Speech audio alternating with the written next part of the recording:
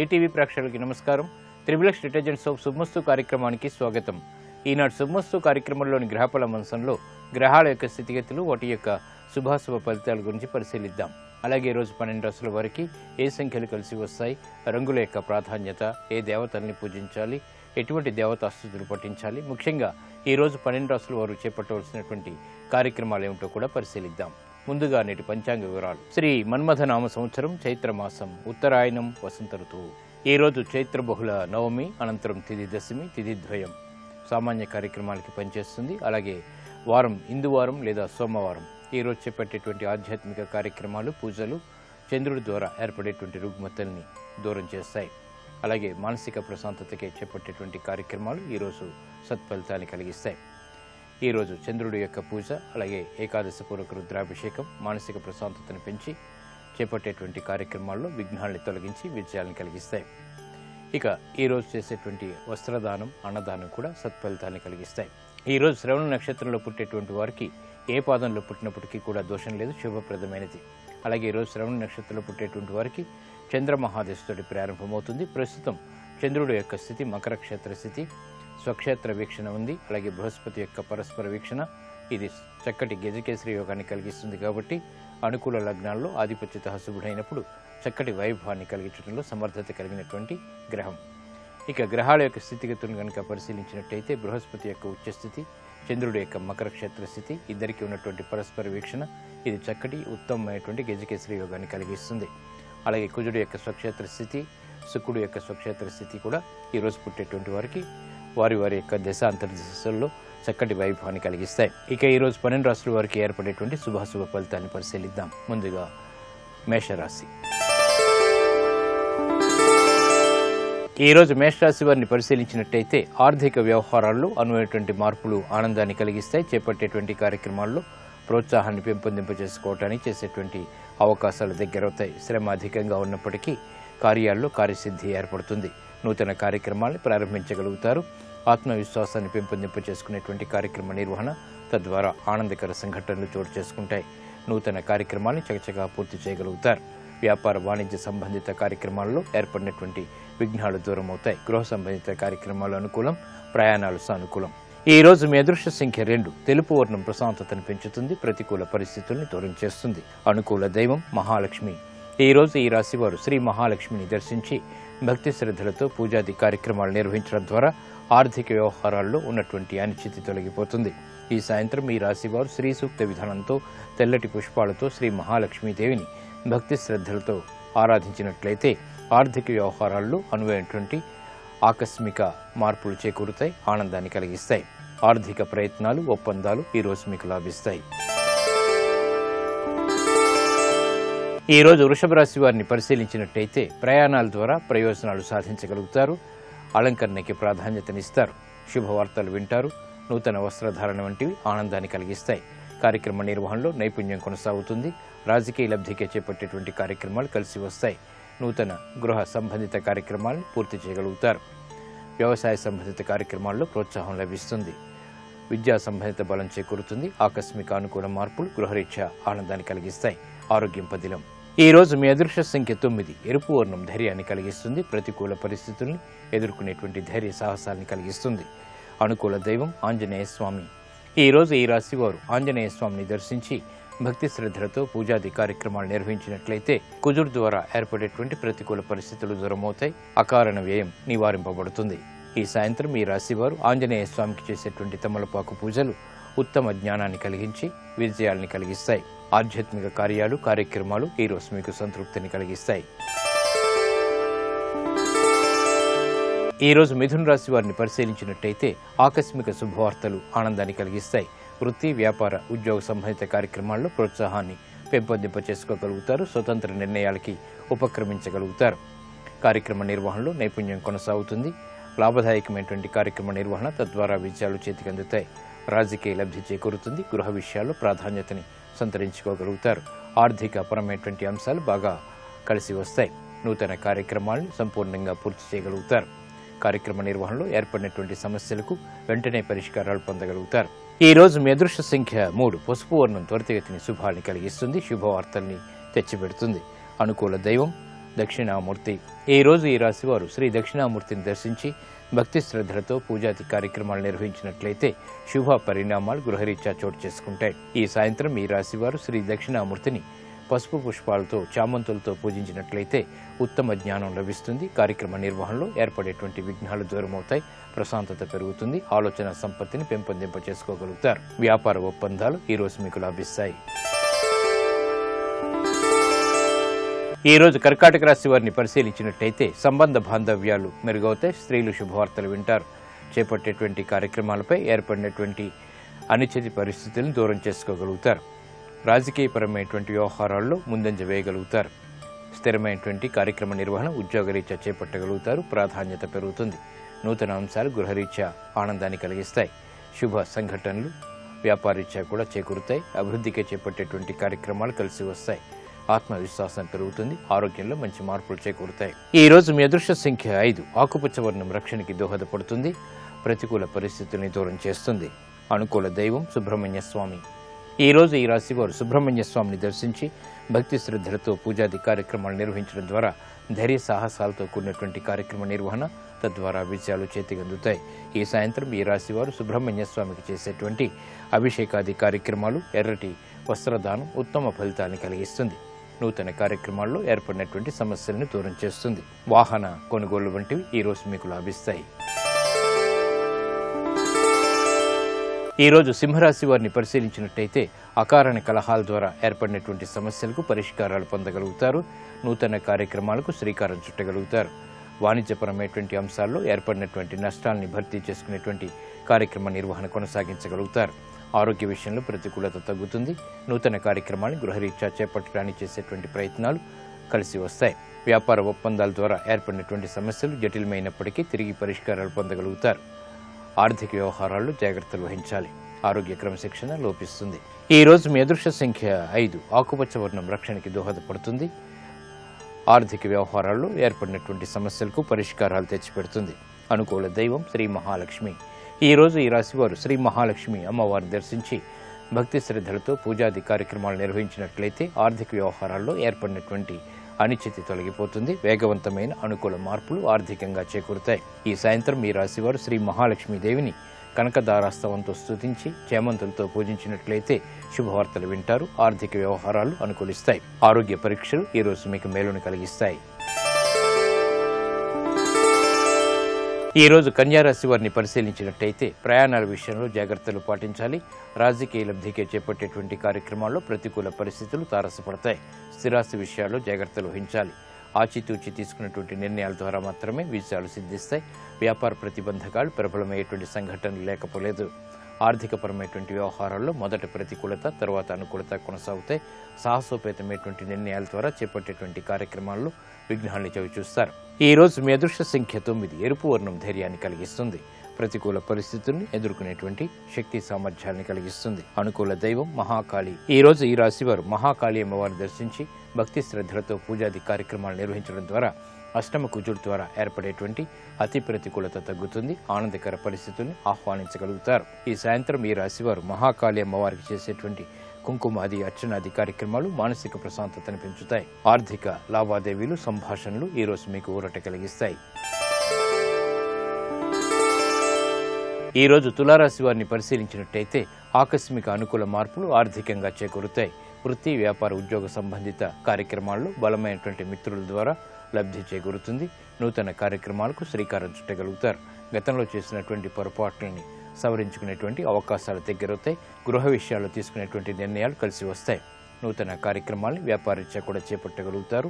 అభివృద్ధికే చేపట్టేటువంటి కార్యక్రమాలు వృత్తిరీత్యా కొంతవరకు ఊరట కలిగిస్తాయి. ఈ రోజు మీ అదృష్ట సంఖ్య 2. తెలుపు వర్ణం ప్రశాంతతను పెంచుతుంది. ప్రతికూల పరిస్థితిని దూరం చేస్తుంది. అనుకూల దైవం మహాగణపతి.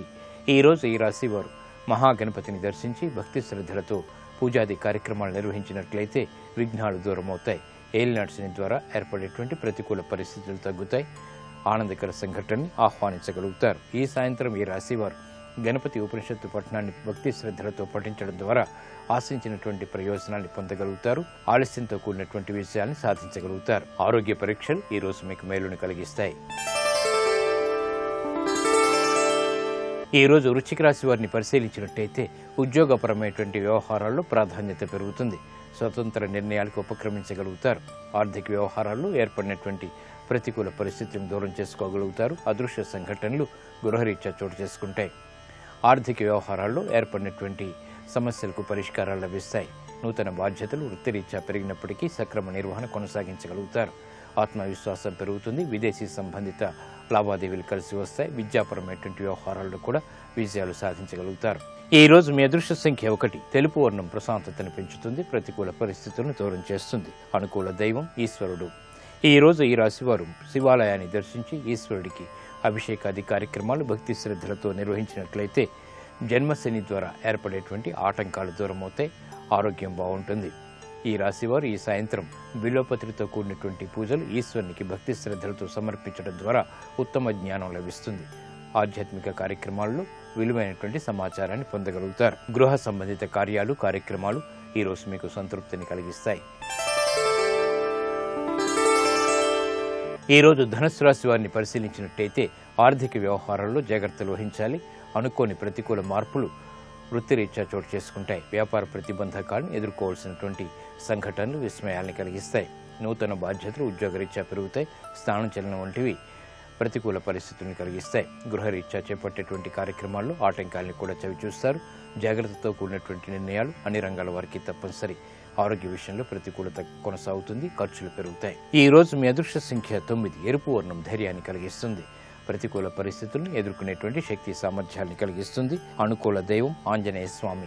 ఈ రోజు ఈ రాశివారు ఆంజనేయ స్వామిని దర్శించి భక్తి శ్రద్ధలతో పూజాది కార్యక్రమాలు నిర్వహించినట్లయితే అష్టమ బృహస్పతి ద్వారా ఏర్పడేటువంటి ప్రతికూల పరిస్థితులు మటుమాయమవుతాయి. ఈ సాయంత్రం ఈ రాశివారు ఆంజనేయ స్వామికి చేసేటువంటి తమలపాకు పూజలు గృహంలో శాంతి సౌఖ్యాలను పెంపొందింపజేస్తుంది. ప్రశాంతతను పెంచుతుంది. ఆరోగ్య పరీక్షలు ఈరోజు మీకు మేలును కలిగిస్తాయి. ఈ రోజు మకర రాశి వారిని పరిశీలించినట్టయితే వ్యాపార ప్రయోజనాన్ని సాధించగలుగుతారు. ఆర్థిక వ్యవహారాల్లో ఏర్పడినటువంటి సమస్యలకు పరిష్కారాలు లభిస్తాయి. స్థిరాస్తి విషయాల్లో చిరు సమస్యలు తలెత్తుతాయి. గృహ విషయాలు అనుకూలం. లాభదాయకమైనటువంటి కార్యక్రమ నిర్వహణ వ్యాపారరీత్యా కొనసాగుతుంది. ఆశించినటువంటి ప్రయోజనాలు సంబంధ బాంధవ్యాల ద్వారా పెంపొందింప చేసుకోగలుగుతారు. ఆత్మవిశ్వాసం పెరుగుతుంది. నూతన కార్యక్రమాలకు నాంది ఏర్పడుతుంది. గృహ విషయాలు అనుకూలం. ప్రయాణాలు సానుకూలం. ఈ రోజు మీ అదృష్ట సంఖ్య 5. ఆకుపచ్చ వర్ణం రక్షణకి దోహదపడుతుంది. ప్రతికూల పరిస్థితుల్ని దూరం చేస్తుంది. అనుకూల దైవం శ్రీ వెంకటేశ్వర స్వామి. ఈ రోజు ఈ రాశివారు శ్రీ వెంకటేశ్వర స్వామిని దర్శించి భక్తి శ్రద్ధలతో పూజాది కార్యక్రమాలు నిర్వహించడం ద్వారా శుభ పరిణామాలు గృహంలో చోటు చేసుకుంటాయి. ఆర్థిక వ్యవహారాల్లో అనువైనటువంటి మార్పులు చేకూరుతాయి. ఆనందాన్ని కలిగిస్తాయి. ఈ సాయంత్రం ఈ రాశివారు శ్రీ వెంకటేశ్వర స్వామిని అభిషేకాది కార్యక్రమాలతో ఆధ్యాత్మిక పూజలతో పూజించడం ద్వారా వృత్తి వ్యాపార ఉద్యోగ సంబంధిత కార్యక్రమాల్లో వేగవంతమైన అనుకూల మార్పులు ఏర్పడతాయి. ఆనందాన్ని కలిగిస్తాయి. ఉద్యోగ ప్రయత్నాలు ఈ రోజు మీకు లాభిస్తాయి. ఈ రోజు కుంభరాశి వారిని పరిశీలించినట్టయితే మానసిక ధైర్యం కలిగి ఉంటారు. చేపట్టేటువంటి కార్యక్రమాలపై అవగాహన కలిగి ఉంటారు. వృత్తి వ్యాపార ఉద్యోగ సంబంధిత కార్యక్రమాల్లో గతంలో కన్నా మెరుగైనటువంటి పరిస్థితులు ఆనందాన్ని కలిగిస్తాయి. సాహసోపేతమైనటువంటి నిర్ణయాలకి ఉపక్రమించగలుగుతారు. స్థిరాస్తి విషయాలు కలిసి వస్తాయి. బంధుప్రీతి పెరుగుతుంది. నూతన కార్యక్రమాలను చకచకా పూర్తి చేయగలుగుతారు. వ్యాపార ప్రతిబంధకాలు తొలగిపోతాయి. కుటుంబ సఖ్యత పెరుగుతుంది. ఆరోగ్యంలో మంచి మార్పులు చేకూరుతాయి. ఈ రోజు మీ అదృష్ట సంఖ్య 3. పసుపు వర్ణం త్వరితగతిని శుభాల్ని కలిగిస్తుంది. శుభవార్తను తెచ్చిపెడుతుంది. అనుకూల దైవం దక్షిణామూర్తి. ఈ రోజు ఈ రాశివారు శ్రీ దక్షిణామూర్తిని దర్శించి భక్తి శ్రద్ధలతో పూజాది కార్యక్రమాలు నిర్వహించడం ద్వారా ఆలోచన సంపత్తి పెరుగుతుంది. సాహస నిర్ణయాల ద్వారా వేగవంతమైన అనుకూల మార్పులు పెంపొందింప చేసుకోగలుగుతారు. ఈ సాయంత్రం ఈ రాశివారు దక్షిణామూర్తికి చేసేటువంటి అభిషేకాది కార్యక్రమాలు తెల్లటి పుష్పాలతో కూడినటువంటి పూజలు మానసిక ప్రశాంతతను పెంపొందింప చేస్తాయి. స్థిరాస్తి నిర్ణయాలు ఈరోజు మీకు లాభిస్తాయి. ఈ రోజు మీనరాశి వారిని పరిశీలించినట్టయితే సంభాషణల విషయంలో జాగ్రత్తలు వహించాలి. స్థిరాస్తి విషయాల్లో చిరు సమస్యలు తలెత్తుతాయి. వ్యయం ఎక్కువగా ఉంటుంది. ఆదాయం తగ్గుతుంది. ఆలోచన సంపత్తి మాత్రం కలిగి ఉంటారు. వృత్తి వ్యాపార ఉద్యోగ సంబంధిత కార్యక్రమాలు ప్రోత్సాహాన్ని పెంపొందింప చేసుకునేటువంటి అవకాశాలు దగ్గరవుతాయి. విదేశీ సంబంధిత లావాదేవీలు కలిసి వస్తాయి. విద్యాపరమైనటువంటి చిక్కులు వీడిపోతాయి. ఆరోగ్యంలో ప్రతికూల పరిస్థితులు ఉన్నప్పటికీ నెట్టుకు రాగలుగుతారు. ఈ రోజు మీ అదృష్ట సంఖ్య 9. ఎరుపు వర్ణం ధైర్యాన్ని కలిగిస్తుంది. ప్రతికూల పరిస్థితులను దూరం చేస్తుంది. అనుకూల దైవం సుబ్రహ్మణ్య స్వామి. ఈరోజు ఈ రాశివారు సుబ్రహ్మణ్య స్వామిని దర్శించి భక్తి శ్రద్ధలతో పూజాది కార్యక్రమాలు నిర్వహించడం ద్వారా ఆర్థిక వ్యవహారాల్లో ఏర్పడేటువంటి ప్రతికూల పరిస్థితులు తగ్గుతాయి. సంభాషణ ద్వారా ఏర్పడేటువంటి సమస్యలకు పరిష్కారాలు కూడా పొందగలుగుతారు. ఆరోగ్య పరీక్షలు ఈరోజు మీకు మేలును కలిగిస్తాయి.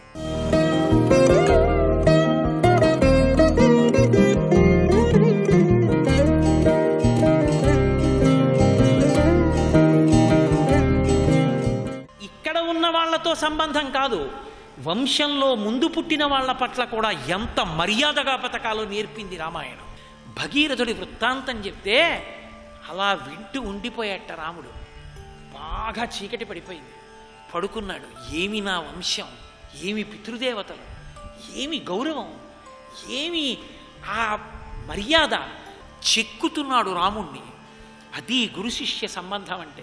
ఆ తర్వాత గౌతమ మహర్షి కుమారుడు అసలు విశ్వామిత్రుడి జీవితంలో ఉత్థాన పతనాలు చెప్తూ ఒక మాట చెప్తాడు. ఇక్ష్వాకు వంశం వాళ్ళ దగ్గర, వశిష్ఠ మహర్షి దగ్గర ఎంతో సేవ చేసినటువంటి ఇక్ష్వాకు వంశంలోనే పుట్టిన త్రిశంకు అనబడేటటువంటి రాజు వశిష్ఠుణ్ణి ధిక్కరించి సశరీరంతో స్వర్గానికి పంపించలేదని, గురువుగారిని కాదని, గురుపుత్రుల్ని కాదని విశ్వామిత్రుడిని ఆశ్రయించాడు. ఆ రోజులలో వశిష్ఠ మహర్షి మీద ఆగ్రహం ఉండేది, బ్రహ్మర్షి కాలేదు. తన తపశ్శక్తితో పంపించాడు స్వర్గలోకానికి. పైనుంచి దేవతలు కిందకి తోసేశారు. ఎందుకు పంపేశారో తెలుసా? ఒక్కటే మాటకు పంపేశారు. గురుశాపహతో మూడా పతభూమి మవాక్షిరాహ అన్నారు. గురుశాపమునకు వశమైన వాడా, నీకు స్వర్గలోక ప్రవేశం లేదు, పో కిందకి పంపించేశారు. విశ్వామిత్రుడు ఇంద్రుడితో కలిపి స్వర్గాన్ని పునఃసృష్టి చేస్తున్నాడు. అప్పుడు దేవతలందరూ వచ్చి, జ్యోతిర్మండలానికి బయట ఉంటాయి నువ్వు సృష్టి చేసిన లోకాలు, ఇతన్ని మాత్రం తలకిందులుగా పెడతాం స్వర్గంలో అని తీసుకెళ్లారు. ఆ విశ్వామిత్ర సృష్టిలో తలకిందులుగా వేలాడుతుంటాడు. గురువుని కాదన్నవాడు, గురువుని ధిక్కరించినవాడు ఎంత పతనమైపోతాడో చూపించారు. శ్రీరామాయణంలో అద్భుతమైన గురువు అగస్త్య మహర్షి.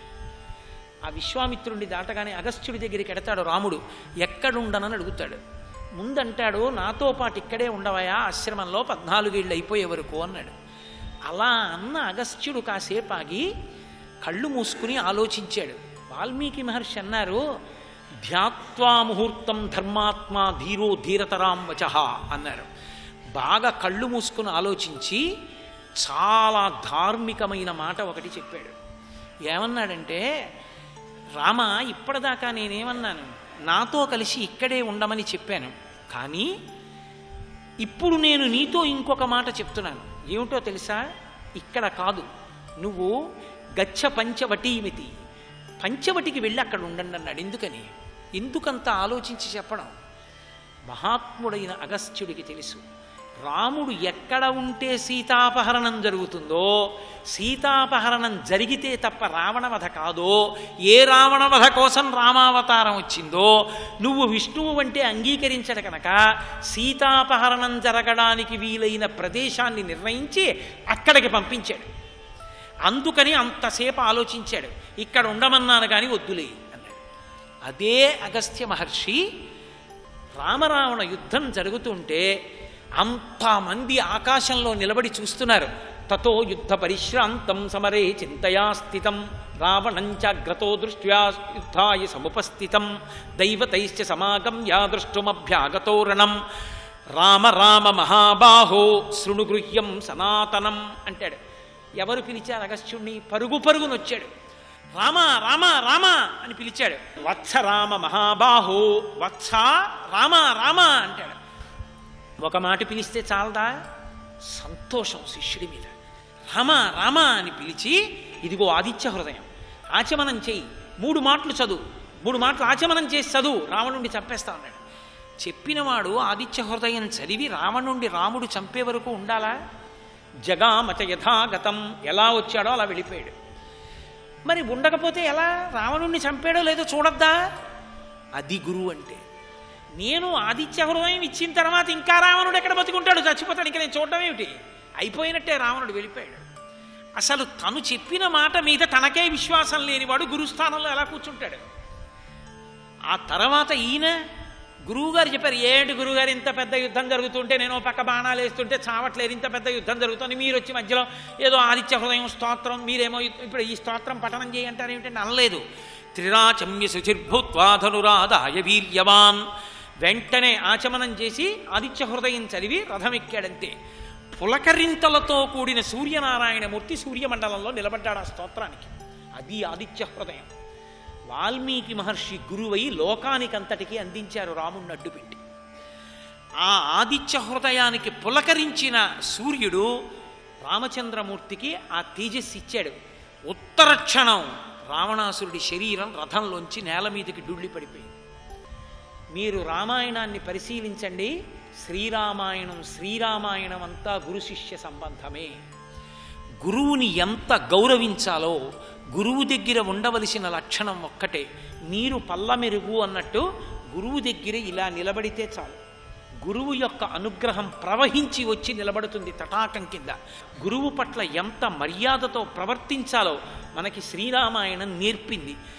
యథార్థంగా మీరు ఆలోచించండి, కేవలం ఒక మనుష్యునిగా జన్మించినటువంటి రాముడు ఈశ్వరుడు కాదు అని రాముడే అన్నప్పుడు, కేవలం ఒక మనుష్యునిగా ఉన్న రామచంద్రమూర్తికి ధర్మం మీద అంత అనురక్తి కలిగింది అంటే, అంత శక్తి పొందాడంటే, అన్ని అస్త్రాలు పొందాడంటే, యుద్ధభూమిలో ఆదిత్య హృదయం పొందాడంటే, రావణుణ్ణి సంహరించాడంటే, ధర్మం కోసం ఎవరినైనా సరే తనకి దూరం చేసుకోగలిగాడంటే, దుఃఖాన్ని తట్టుకొని నిలబడగలిగాడంటే, విశ్వామిత్రుడు, వశిష్ఠుడు, అగస్త్యుడు, శరభంగుడు మొదలైన మహర్షులు ఆయన జీవితంలో గురుస్థానంలో కూర్చుని నేర్పిన పాఠాలు.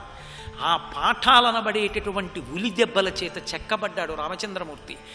అలా చెక్కబడి గురువుల పట్ల అంత గౌరవంతో బ్రతికాడు కనుకనే అప్పటికీ ఇప్పటికీ ఎప్పటికీ పూజనీయుడై మహానుభావుడు మనందరికీ కూడా మార్గదర్శకుడై నిలబడ్డాడు. అందుకే రాముడికి అన్నిటికన్నా ఇష్టం ఏమిటో తెలుసా? గురు పూజ, గురువుకి నమస్కరించడం. గురువుగారి పేరు చెప్పిన, గురువుగారికి నమస్కారం చేసిన రాముడు పరవశించిపోతాడు. మానవీయ సంబంధాల్లో ఒక మనిషి మనీషిగా నిలబడాలంటే చెక్కగలిగిన వాడు గురువు ఒక్కడే. ఏ గురువు పేరు చెప్తే రామచంద్రమూర్తి పరవశించిపోతారో, ఏ గురువుల పేర్లు విన్నంత మాత్రం చేత రాముడు లోకాన్ని అనుగ్రహిస్తాడో, ఏ గురువుల పేరు చెప్తే నిలబడవలసిన రాముడు నిలబడకుండా నేల మీద పడి తాను కూడా నమస్కరిస్తాడో, అటువంటి రామచంద్రమూర్తి ప్రీతి కొరకు ఇవాళ మానవీయ సంబంధములలో ఒక గురు శిష్య సంబంధం ఎంత గొప్పది, గురువు పట్ల శిష్యుడు, శిష్యుడి పట్ల గురువు ఎంత గొప్పగా ఉంటారన్న విషయాన్ని రామాయణాన్ని ఆధారంగా చేసుకుని రాముడు ఒక్కొక్క గురువు దగ్గర ఎలా నిలబడ్డాడో, ఎంత గౌరవించేవాడో, ఆశ్రమం లోపలికి వెడుతుంటే ఎలా వెళ్ళేవాడో, ఎవరి దగ్గర ఎంత గౌరవంగా ఉండేవాడో, గురువులు చెప్పిన మాటలు ఎలా వినేవాడో, తాను ప్రత్యుత్తరం చెప్తే ఎలా చెప్పేవాడో. సీతమ్మ తల్లి చెప్పుకుంటుంది ఒక చోట, నా భర్త గొప్పతనం ఏమిటో తెలుసా? అనృతం నహి రామస్య కదాచిదపి సమ్మతం విశేషేణాశ్రమస్తస్య సమీపే స్త్రీజనస్య చ. ఈ మాటలు చెప్పింది ఆవిడ. నా భర్త గొప్పతనం ఏమిటో తెలుసా? నా భర్త ఎప్పుడైనా సరే ఎక్కడైనా ఆశ్రమం కనపడితే అక్కడ గురువుగారు ఉన్నారు అంటే నా భర్త ఇంకా ఎక్కువ మాట్లాడడం. ఎందుకు మాట్లాడడం తెలుసా? మాట్లాడడం చేతకాక కాదు, పొరపాటున అక్కడ మాట్లాడుకుంటే నేను ఇది చేశానని తన గురించి తాను గొప్పగా ఏదైనా మాట్లాడవలసి వస్తుందేమో, తన గొప్పతనం ఏదైనా ఉంటే అది ఆ గురువుల యొక్క అనుగ్రహమే తప్ప తన గొప్పతనం కాదు. నా గొప్ప అని అనగానే వాళ్ళు ఒక నవ్వు నవ్వితే, ఓ అంత గొప్పవాడివా అని వాళ్ళ అనుగ్రహం ఆగితే తనేమిటో బయటపడుతుందని నా భర్త ఎప్పుడూ అమ్మా ఆశ్రమాల్లో అసలు మాట్లాడ్డమ్మా, తన గురించి తాను చెప్పడం. విశేషేణాశ్రమస్తస్య, అసలు నా భర్త ఎప్పుడూ మాట్లాడింది ఎక్కడో తెలుసా? విశేషంగా కనపడేది ఆశ్రమాల్లో మాట్లాడడం. సమీపే స్త్రీజనస్యచ, ఆడవాళ్ళు దగ్గరున్నప్పుడు ఎక్కువ మాట్లాడడం. ఎందుకో తెలుసా? పురుషుడికి సహజమైన బలహీనత, తన గొప్ప గుర్తించాలి వాళ్ళని, తన గురించి తాను ఎక్కువ చెప్పుకోవలసి వస్తుందేమోనని అన్య స్త్రీలు ఉన్న చోట నా భర్త మాట్లాడడం. అది పురుష ధర్మంగా మాట్లాడడం. విశేషేణాశ్రమస్తస్య, చాలా గౌరవంతో మాట్లాడింది ఎక్కడో తెలుసా? ఆశ్రమాల దగ్గరే అంట. సీతమ్మ చెప్పింది రాముడెవరో, అది ఆయన గౌరవం, అది ఆయన గురుభక్తి, అటువంటి రామచంద్రమూర్తి, అటువంటి రామాయణానికి మనం వారసులం. మన పిల్లలకి మనం చెప్పవలసింది ఏదైనా ఉంటే రామాయణంలో రామచంద్రమూర్తి గురువుల్ని ఎలా గౌరవించారో, ఒక గురువు తన సంకల్పం చేత శిష్యుణ్ణి ఎలా కాపాడతాడో, గురువుకి నమస్కారం చేస్తే చాలు, ఇంకేం అక్కర్లేదు. మాతృదేవో భవ, పితృదేవో భవ, ఆచార్యదేవో భవ, ఇది మనకి శృతి ప్రోక్తం. నమస్కారం చేసేటప్పుడు మొట్టమొదటి నమస్కారం తల్లికి.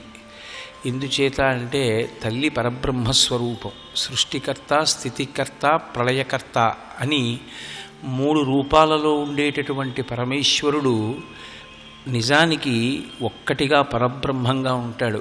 ఎవ్వడు సృజించు ప్రాణుల ఎవ్వడు రక్షించు త్రుంచు ఎవ్వడనంతుండెవ్వడు విభుడెవ్వడు వాడి విధమున మనుచు బెనుచు హేలారతుడై అంటారు పోతన గారు. ఆ ఒక్కడే సృష్టి చేస్తాడు, ఆ ఒక్కడే స్థితికర్త, ఆ ఒక్కడే ప్రళయకర్త. అలాగే అమ్మ తన గర్భాలయంలో పిండం పెరగడానికి అవకాశం ఇస్తుంది, అక్కడే ఊపిరి పోసుకుంటాం, అందుకని ఆవిడ సృష్టికర్త.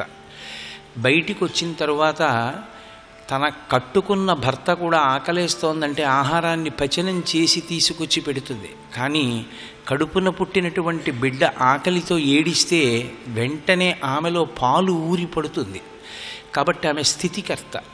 పిల్లవాడు నిద్రపోకుండా ఆడుకుంటుంటే వాడి ఆరోగ్యం పాడవుతుందని 4 దెబ్బలు కొట్టైనా పడుకోబెడుతుంది. కాబట్టి స్వల్పకాలిక లయం చేస్తుంది. కాబట్టి ఆమె ప్రళయకర్త.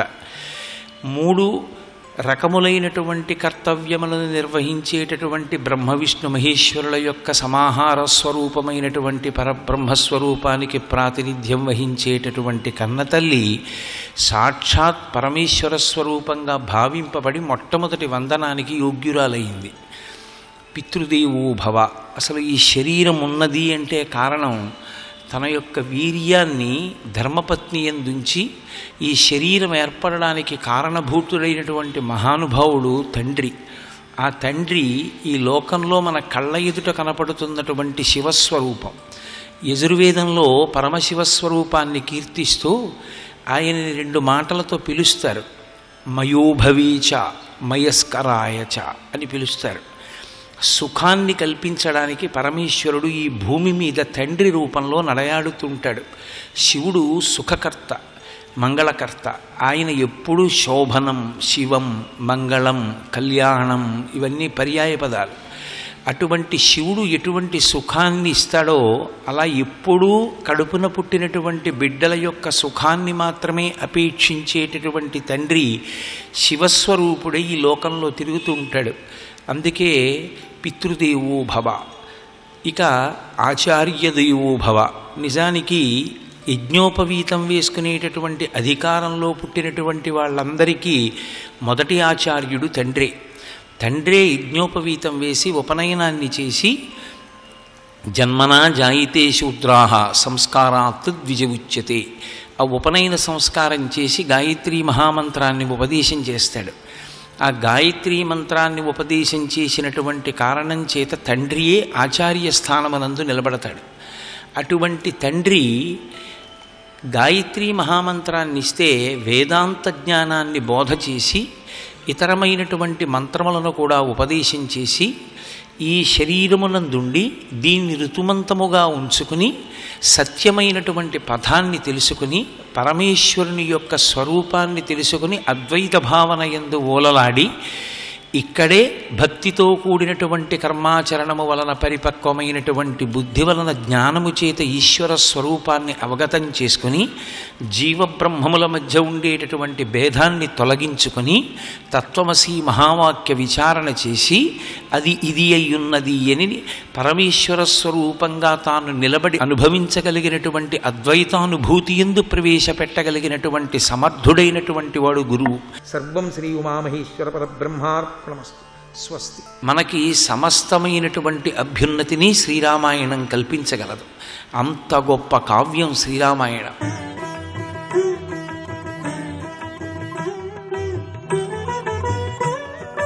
త్రిబుల్ ఎక్స్ డిటర్జెంట్ సోప్ శుభమస్తు కార్యక్రమంలో శుభయోగం శీర్షికకి స్వాగతం.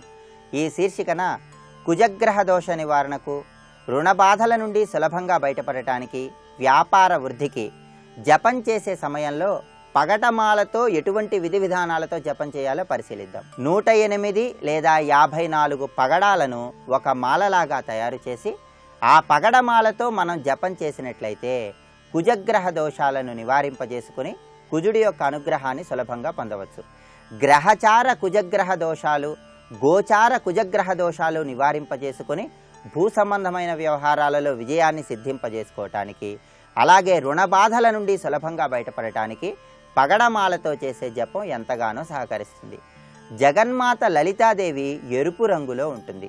అందువల్ల పగడమాలతో జపం చేసినట్లయితే లలితాదేవి యొక్క అనుగ్రహాన్ని సులభంగా పొంది సర్వకార్యాలలో జయాన్ని పొందవచ్చు. అలాగే ముత్తైదువలు ఎవరైనా సరే పగడమాలను ధారణ చేసిన, పగడమాలతో జపం చేసిన దీర్ఘ సుమంగళులుగా విరాజిల్లటానికి అవకాశం ఎక్కువగా ఉంది. గృహంలో తరచుగా సంభవించేటటువంటి కల్లోలాలను తొలగింపజేసుకోవటానికి, కుటుంబ సభ్యుల మధ్య విభేదాభిప్రాయాలను తొలగింపజేసుకొని అన్యోన్య వాతావరణానికి నాందివాక్యం పలకటానికి కూడా పగడమాలతో చేసే జపం ఎంతగానో ఉపయోగపడుతుంది. వ్యాపారస్తులు ఎవరికైనా సరే ఈ పగడమాల కల్పవృక్షం లాంటిది. వ్యాపారస్తులు ఎవరైనా సరే పగడమాలతో లక్ష్మీదేవికి సంబంధించినటువంటి, గణపతికి సంబంధించినటువంటి, దుర్గాదేవికి సంబంధించినటువంటి మంత్రాలను జపం చేసినట్లయితే వ్యాపారం 3 పువ్వులు 6 కాయలుగా విరాజిల్లటానికి, వ్యాపారంలో నష్టాలను నివారింపజేసుకొని వ్యాపార వృద్ధిని పొందటానికి అవకాశం ఎక్కువగా ఉంది. వివాహం కాని వారికి వివాహం జరగటానికి, రుణ బాధల నుండి సులభంగా బయటపడటానికి కూడా పగడమాలను ధారణ చేసిన, పగడమాలతో జపం చేసిన చక్కటి సత్ఫలితాలను పొందవచ్చు. ఎరుపు రంగులో ఉన్నటువంటి పగడమాలను మనం ధారణ చేయటం ద్వారా లేదా పగడమాలతో అనునిత్యము జపం చేయటం ద్వారా రాజకీయ రంగంలో విశేషంగా రాణించడానికి కూడా అవకాశం ఎక్కువగా ఉంది. జనాకర్షణను పెంపొందింపజేసుకొని రాజకీయ రంగంలో అత్యున్నత పదవులను సిద్ధింపజేసుకోవటానికి కూడా పగడమాలతో చేసే జపం ఎంతగానో ఉపయోగపడుతుంది. కోర్టు వ్యవహారాలలో ప్రతికూల ఫలితాలను తొలగింపజేసుకొని అనుకూల ఫలితాలను సిద్ధింపజేసుకోవటానికి కూడా పగడమాలతో చేసే జపం ఎంతగానో ఉపయోగపడుతుంది. మొదటిసారిగా పగడమాలతో జపం చేయాలని భావించిన తరుణంలో ఏదైనా మంగళవారం నాడు సుబ్రహ్మణ్య స్వామివారి ఆలయానికి వెళ్ళి స్వామివారిని ఎర్రటి పుష్పాలతో పూజించి స్వామివారి పూజలో పగడమాలను ఉంచి ఆ తర్వాత జపానికి ఉపయోగించుకోవాలి. మొదటిసారిగా పగడమాలతో జపం చేస్తున్న తరుణంలో ఓం అం అంగారకాయ నమః అనే మంత్రాన్ని 108 సార్లు జపించాలి. అలా జపించిన తర్వాత అనునిత్యము కూడా పగడమాలతో కుజుడికి సంబంధించిన మంత్రాన్ని కానీ, లక్ష్మీ గణపతికి సంబంధించిన మంత్రాన్ని కానీ, దుర్గాదేవికి సంబంధించిన మంత్రాన్ని కానీ జపం చేసుకున్నట్లయితే చక్కటి సత్ఫలితాలను పొందవచ్చు. ప్రత్యేకంగా సకల కుజదోషాలను తొలగింపజేసుకోవటానికి, రుణ బాధల నుండి బయటపడటానికి, కోర్టు వ్యవహారాల్లో విజయాన్ని సిద్ధింపజేసుకోవటానికి, వ్యాపార రంగంలో విశేషంగా రాణించటానికి ప్రతిరోజు పగడమాలతో సుబ్రహ్మణ్య స్వామికి సంబంధించినటువంటి ఓం సాం శరవణ భవ అనే మంత్రాన్ని 108 సార్లు జపం చేసుకున్నట్లయితే సుబ్రహ్మణ్య స్వామి యొక్క అనుగ్రహం ద్వారా ఆ పగడమాలతో చేసే జపం విశేషమైనటువంటి శుభ ఫలితాలను కలిగింపజేస్తుంది. అందువల్ల సకల కుజగ్రహ దోషాలను నివారింపజేసుకోవటానికి, భూ సంబంధమైన, కోర్టు సంబంధమైన వ్యవహారాల్లో విజయాన్ని సిద్ధింపజేసుకోవటానికి, రుణ బాధల నుండి సులభంగా బయటపడటానికి, వ్యాపారంలో విశేషంగా రాణించడానికి కుజుడికి ప్రీతిపాత్రమైన పగడమాలతో ప్రతిరోజు జపం చేయండి. దాని ద్వారా చక్కటి సత్ఫలితాలను సిద్ధింపజేసుకోండి. ఇంకా జపం చేసే సమయంలో ఏ మాలతో జపం చేస్తే ఎటువంటి సత్ఫలితాలు కలుగుతాయో వచ్చే సోమవారం శుభమస్తు కార్యక్రమంలో శుభయోగం శీర్షికన తెలుసుకుందాం. రేపటి శుభమస్తు కార్యక్రమంలో శుభయోగం శీర్షికన లక్ష్మీ కటాక్ష సిద్ధికి, అదృష్ట భాగ్యానికి 27 నక్షత్రాల్లో జన్మించిన వాళ్ళు ఎటువంటి విధి విధానాలు అనుసరించాలో పరిశీలిద్దాం.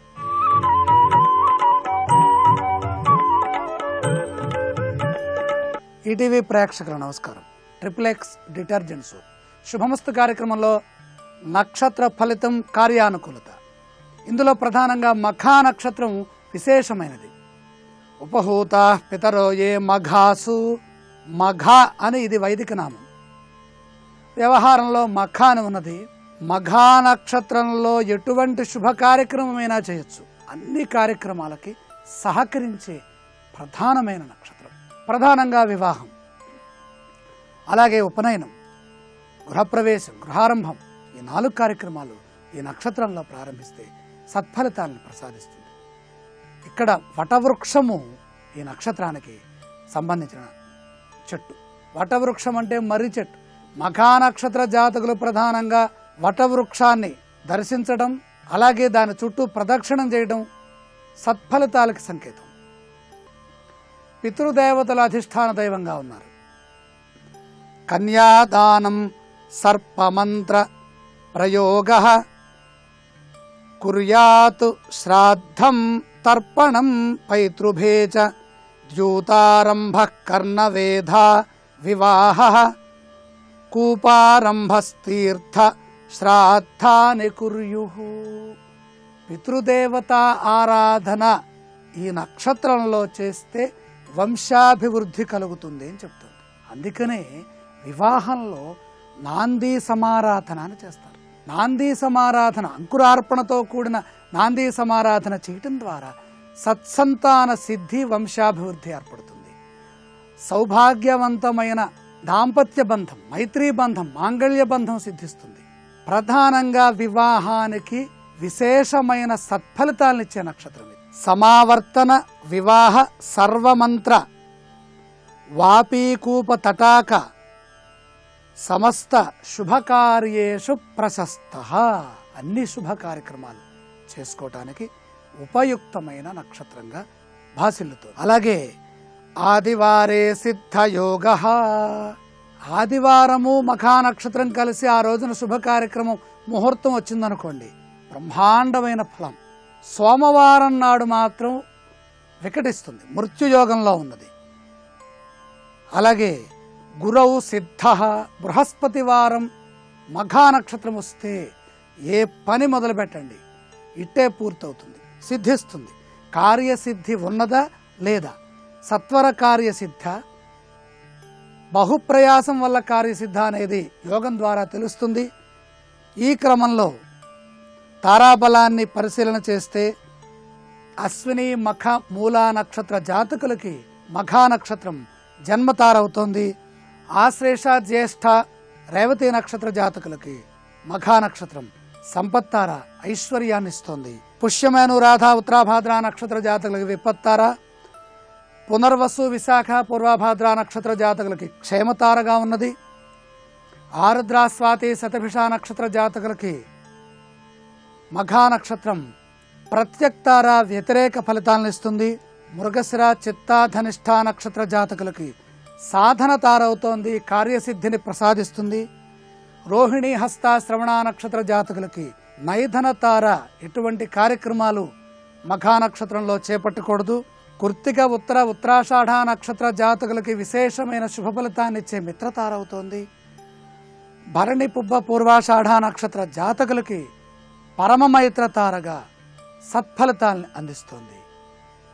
రేపటి శుభమస్తు కార్యక్రమంలో పుబ్బా నక్షత్రంలో చేయదగిన పనులేంటి, ఏ నక్షత్ర జాతకులకి ఈ పుబ్బా నక్షత్రం సహకరిస్తుందో పరిశీలన చేద్దాం.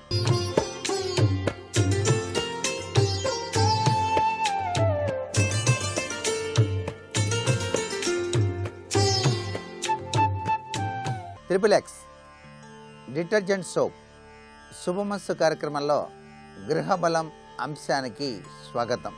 ఒక యజమాని చాలా కష్టపడి గృహ నిర్మాణం చేసినప్పుడు ఆ గృహం అందంగా, చూడగానే ఆకర్షణీయంగా ఉండటం ఆ యజమాని యొక్క శుక్రగ్రహ ప్రభావతత్వమే. ఒక ఇంటి యజమాని శుక్రగ్రహాన్ని బట్టి ఆ ఇల్లు యొక్క అందచందాలు ఆధారపడి ఉంటాయి అని చెప్పేసి వాస్తుశాస్త్రం తెలియజేస్తోంది. శుక్రుడు అంత గొప్ప విశేషవంతమైనటువంటి భవన నిర్మాణానికి కారణభూతుడవుతాడు. అందుచేతనే శుక్రగ్రహం బాగున్నప్పుడు ఇంటి నిర్మాణం గనక చేపట్టినట్లయితే చిన్న ఇల్లైనా సరే చాలా అందంగా కనిపిస్తుంది. అబ్బా, వాళ్ళది చాలా చిన్న ఇల్లే అండి, అయినప్పటికీ ఎంత అద్భుతంగా కట్టారో. ఆ ఇంట్లోకి అడుగు పెట్టగానే చాలా ఆనందం అనిపిస్తుంది, కాసేపు కూర్చుందాం అనిపిస్తుంది. నిజంగా చాలా బాగా కట్టారండి అంట. ఒక్కొక్కళ్ళు బ్రహ్మాండమైనటువంటి ఇల్లు కడతారు, చూడటానికి అందంగా అనిపించదు. లోపలికి వెళ్ళినప్పటికీ కూడా ఏదో పెద్ద ఇల్లు కట్టారు కానీ ఏదో వెలితి కనిపిస్తోందండి అంటారు.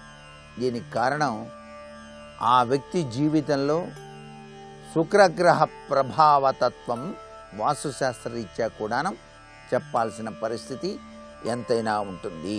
భవన సౌందర్యం కానివ్వండి, వైభవం కానివ్వండి, ఆకారం యొక్క ఆ యొక్క నిబంధనల యొక్క ప్రక్రియ కానివ్వండి, ఈ సంబంధాలన్నీ కూడాను శుక్రగ్రహ తత్వంలోనే ఏర్పడి తీరుతుంది సుమా అని చెప్పేసి. బ్రహ్మాండంలో శుక్రగ్రహం అన్నిటికన్నా కూడా ప్రకాశవంతమైనటువంటి గ్రహంగా ఉంటుంది.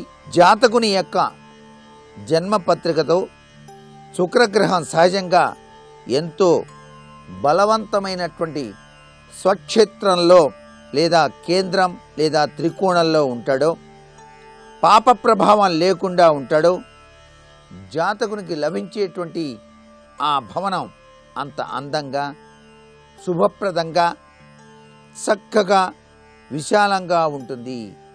సహజంగా శుక్రగ్రహం దక్షిణ పూర్వం ఆగ్నేయ కోణం నుంచి చూపబడుతుంది.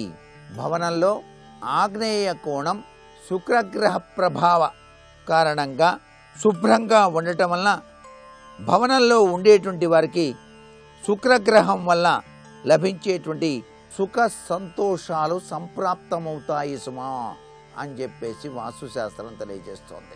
ఈ ప్రణాళికలో అన్నిటికన్నా ముఖ్యమైనది ఆగ్నేయంలో వంటగది ఉండటం. ఆగ్నేయంలో గనక వంటగది విశాలంగా గనక నిర్మాణం చేసుకున్నట్లయితే అంగారకుని యొక్క అధీనంలో ఉంటుంది. కాబట్టి ఆగ్నేయ కోణంలో గనక సరైనటువంటి ప్రదేశంలో గనక వంటగది గనక నిర్మించబడినట్లయితే కుజ శుక్రయోగం వలన భవ్యత్వం లభ్యపడి తీరుతుంది ఆ గృహానికి. జాతకంలో శుక్రుడు బలహీనంగా ఉంటే వంటగది ఆగ్నేయంలోనే నిర్మించడం వల్ల శుక్రగ్రహ స్థితి మెరుగుపడుతుంది సుమా అని చెప్పేసి ఇటు జాతకానికి ఇటు వాస్తుకి ఈ యొక్క గ్రహరీత్యా అవినాభావ సంబంధం ఎంతగానో ఉంది అనేటువంటి విషయాన్ని కూడా మనం ఇక్కడ గ్రహించాలి. భవనంలోని ఆంతరంగిక అంటే అలంకరణ విషయంలో ఇంటీరియల్ డెకరేషన్స్ అంటారు. ఈ ఇంటీరియల్ డెకరేషన్లు పూర్తిగా కృత్రిమమైనటువంటి వస్తువుల అలంకరణలు దీనికి తగిన విధంగానే ఉంటాయి. ఈ యొక్క శుక్రగ్రహ రీత్యా అంటే చక్కని వాహనం కూడా ప్రాప్తిస్తుంది. శుక్రగ్రహం కనుక బాగుంటే ఇంటి యజమానికి ఇల్లు కొనగానే వాహనం కూడా కొంటాడు. అంత చక్కటి ఇల్లు, చక్కటి వాహనం ఇవన్నీ కూడాను లభ్యపరిచేటువంటి యోగం ఆ యొక్క శుక్రగ్రహానిది సుమా అని చెప్పేసి చెప్పక తప్పదు. శుక్రుడు చాలా చక్కగా అనుబంధ వాతావరణాన్ని, అందరితో కుటుంబ సఖ్యత, అందరూ చక్కగా ఉండాలి, అందరికీ యోగవంతమైన వాతావరణాన్ని ఇవ్వాలి అని చెప్పేసి ఇంటి యజమాని కూడా అనుకుంటాడు. అందుచేత వాస్తు సమ్మిళితమైనటువంటి భవనంలో ఉన్న యజమాని చాలా చక్కగా ఆనందంగా తన కుటుంబ సభ్యులతో హాయిగా జీవించటానికి ఆస్కారం శుక్రగ్రహమే. చేత ఇంట్లో తరచూ స్త్రీకి అనారోగ్యం గనక సంభవిస్తూ ఉంటే ఆగ్నేయ దోషం ఉంటుంది అని చెప్పేసి గ్రహించాలి. అందుకని ఇంటి ఇల్లాలు ఎక్కువ భాగం ఎక్కడండి ఉండేది? వంటింట్లోనే గడుపుతుంది. ఆ వంటిల్లు విశాలంగాను సౌఖ్యంగా చాలా చక్కగా అన్నీ అమర్చినట్లయితే ఆమె కూడా ఆనందతత్వంగా వంట చేయటం జరుగుతుంది. ఇంట్లో వాళ్ళంతా భుజించడంలో కూడా ఆనందంగా భుజించి అబ్బా ఎంత బాగా ఉందో వంట అని చెప్పేసి అనుకుంటూ ఉంటారు. ఒక్కొక్కసారి ఎటువంటి ప్రమాదాలు సంభవించకుండా ఉండటానికి కూడా ఈ యొక్క శుక్రగ్రహం సహకరిస్తుంది. ఆగ్నేయంలో వంటగదిలో ఎటువంటి దోషాలు కనుక లేకపోయినట్లయితే వంటగదిలో అగ్ని ప్రమాదాలు జరగవు. ఈ గ్రహం యొక్క ప్రభావం ఇంత గొప్పదా అని చెప్పేసి కూడా మనం ఆలోచించాల్సిన పరిస్థితి. శుక్రగ్రహానికి సంబంధించినటువంటి భాగాలన్నీ అంటే వంటగది, లివింగ్ రూమ్, గెస్ట్ రూమ్, అలాగే పార్కింగ్, ఈ యొక్క డెకరేషన్స్ సంబంధించినటువంటివి, వాస్తు ప్రకారంగా ఏర్పరిచి కనుక ఉన్నట్లయితే నిశ్చయంగా భవనంలో ఉండేటువంటి ప్రతి వాళ్ళు సర్వసౌఖ్యాల్ని పొంది తీరుతారు. మీ జాతకంలో శుక్రుడు దాదాపు ఎవరికైనా సరే 20 సంవత్సరాల పాటు ఉంటాడు. ఆ గ్రహాల యొక్క అనుగ్రహ ప్రభావం ఉన్నప్పుడే చక్కగా నిర్మాణాత్మకమైనటువంటి చర్యలు గనక చేపట్టినట్లయితే సర్వే సర్వత్రా శుభప్రదమైనటువంటి ప్రభావంతో ఈ జీవన గమనాన్ని నిర్దేశించుకొని ఆనందతత్వంతో చక్కటి గృహ నిర్మాణం చేపట్టి చక్కటి గృహంలో ఆనందకరమైనటువంటి సంతోషప్రదమైనటువంటి జీవితాన్ని గడపడానికి ఆస్కారం ఎంతగానో ఉంటుంది సుమా. మరికొన్ని ముఖ్య విషయాలు రేపటి శుభమస్తు కార్యక్రమంలో తెలుసుకుందాం. సర్వే జనా సుఖినో భవంతు.